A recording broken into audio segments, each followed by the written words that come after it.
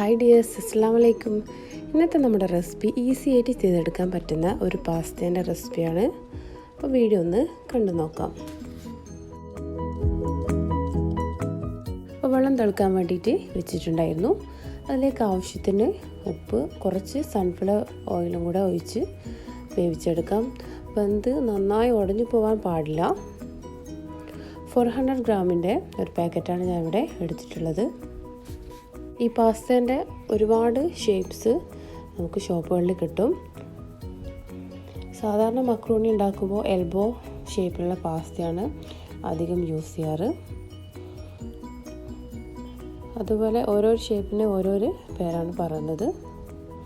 അപ്പോൾ ഇപ്പോൾ pasta ready ആയിട്ടുണ്ട്. അതൊന്ന് വെള്ളം ഊറ്റാൻ വേണ്ടിയിട്ട് വെക്കാം. അപ്പോൾ ഇത്ര വേവാണ് വേണ്ടത്. ഇത്ര വേവാണ് കേട്ടോ വേണ്ടത്. അധികം വെന്ത് ഉടഞ്ഞു പോകാൻ പാടില്ല. അപ്പോൾ ഒരു സെയിം പാനിൽ തന്നെ ആവശ്യത്തിനുള്ള സൺഫ്ലവർ ഓയിൽ ഒഴിച്ച്, ഞാനിവിടെ ബോൺലെസ് ചിക്കനാണ് യൂസ് ചെയ്തത്. നിങ്ങൾക്ക് വിത്ത് ബോണും യൂസ് ചെയ്യാം.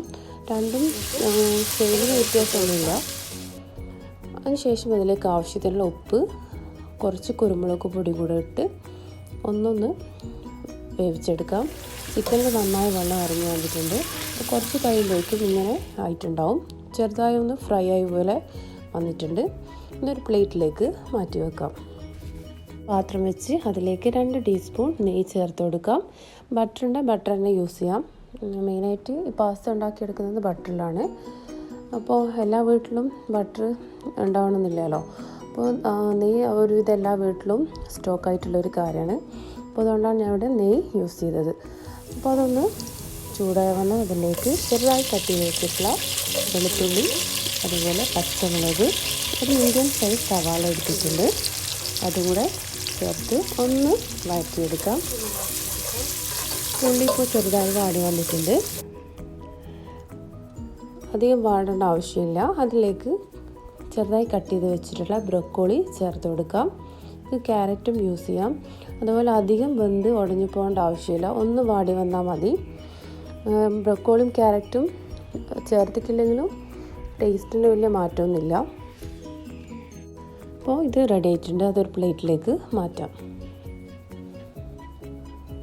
ഈ ക്യാരറ്റും ബ്രൊക്കോളി അതുപോലെ അങ്ങനെ ജസ്റ്റ് ഒന്ന് വാടിയാൽ അതിൻ്റെ കറക്റ്റ് നല്ല ടേസ്റ്റ് കിട്ടുന്നത്. അപ്പോൾ അതൊരു പ്ലേറ്റിലേക്ക് മാറ്റി വെച്ചിട്ടുണ്ട്. ആ സെയിം പാനിൽ തന്നെ 1 ടീസ്പൂൺ ബട്ടർ ചേർത്ത് കൊടുത്തിട്ടുണ്ട്. അതിലേക്ക് ചെറുതായി കട്ട് ചെയ്തിട്ടുള്ള വെളുത്തുള്ളി കൂടെ ഇട്ട് കൊടുക്കാം. ഇപ്പോൾ വൈറ്റ് സോസാണ് ഉണ്ടാക്കുന്നത്. അതിലേക്ക് 4 ടീസ്പൂൺ മൈദ ചേർത്ത് കൊടുക്കാം. അപ്പോൾ നെയ്യ് കുറച്ചും കൂടെ ചേർത്ത് കൊടുത്താൽ പ്രശ്നമൊന്നുമില്ല. മൈദ പെട്ടെന്ന് അതിൽ മെൽറ്റായി വന്നോളും. പക്ഷെ ഞാൻ ഇവിടെ 1 ടീസ്പൂൺ മാത്രമേ ചേർത്ത് കൊടുത്തിട്ടുള്ളൂ.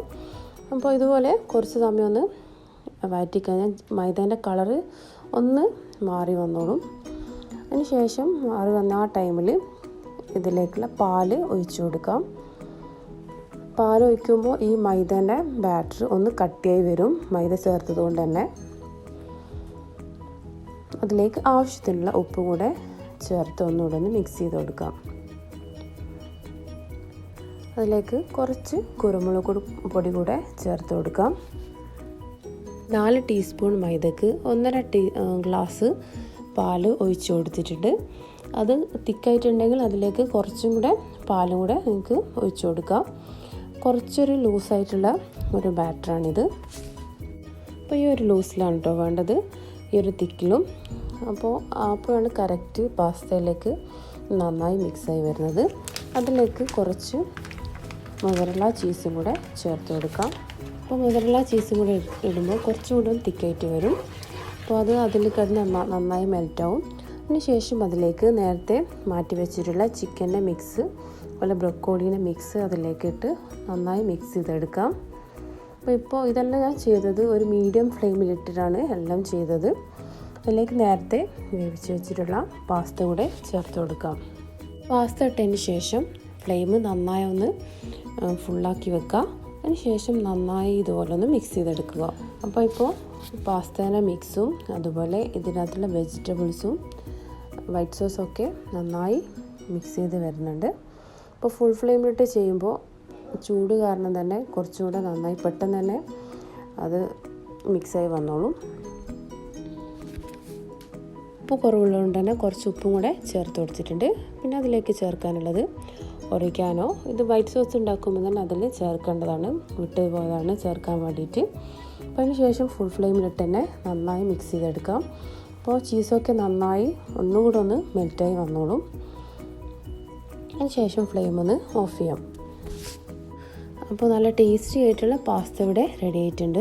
നിങ്ങൾക്ക് ഡിന്നറായിട്ടും അതുപോലെ ലഞ്ച്, വൈകുന്നേരത്തെ ചായൻ്റെ കൂടെയും കഴിക്കാവുന്നതാണ്.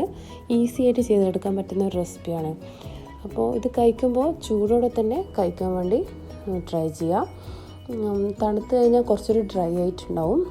ചൂടാണെങ്കിൽ കുറച്ചുകൂടെ ആ ഒരു ക്രീമി ടെക്സ്ചറെല്ലാം കറക്റ്റ് ആ ഒരു ടൈമിലാണ് കിട്ടുന്നത്.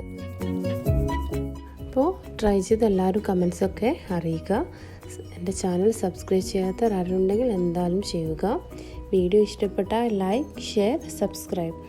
അപ്പോൾ ഇൻഷാ അല്ലാഹ് വേറൊരു വീഡിയോ ആയിട്ട് കാണാം. Thanks for watching.